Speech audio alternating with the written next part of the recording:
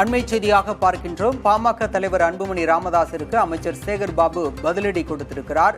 நேற்று தஞ்சையில் நடந்த மாநாடு ஒன்றில் பேசிய பாமக தலைவர் அன்புமணி ராமதாஸ், சாதிவாரி கணக்கெடுப்பு நடத்த மாநில அரசுக்கு அதிகாரம் இல்லை என்று கூறியது முதலமைச்சரின் கோழைத்தனம் என கடுமையாக சாடியிருந்தார். இதற்கு பதிலடி தரும் வகையில் தற்போது அமைச்சர் சேகர் பாபு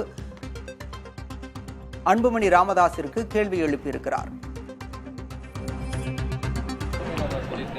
சாதிவாரி கணக்கெடுப்பு நடத்த முதலமைச்சர் அதிகாரம் இல்லை என கூறுவது கோழைத்தனமானது அப்படின்னு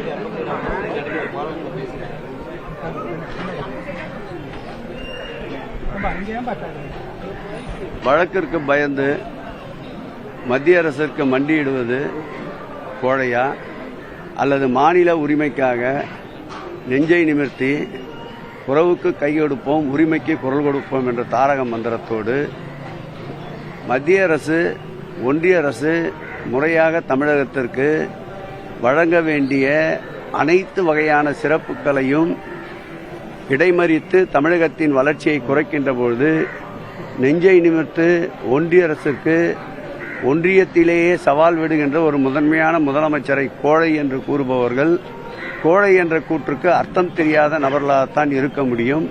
ஆகவே எந்த நிலையிலேயும் இந்தியாவினுடைய இரும்பு மனிதர் என்று ஒரு காலத்தில் சர்தார் வல்லபாய் பட்டேலை போற்றப்பட்டதுண்டு.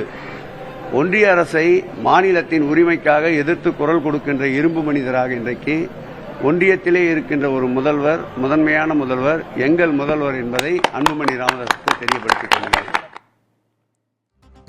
மாநிலத்தின் உரிமைக்காக குரல் கொடுக்கும் இரும்பு மனிதர் முதலமைச்சர் மு.க.ஸ்டாலின் என அமைச்சர் சேகர் பாபு புகழாரம் சூட்டியிருக்கிறார். அவர் பேசியதை பின்னர் வரும் செய்தி தொகுப்பில் விரிவாக பார்க்கலாம்.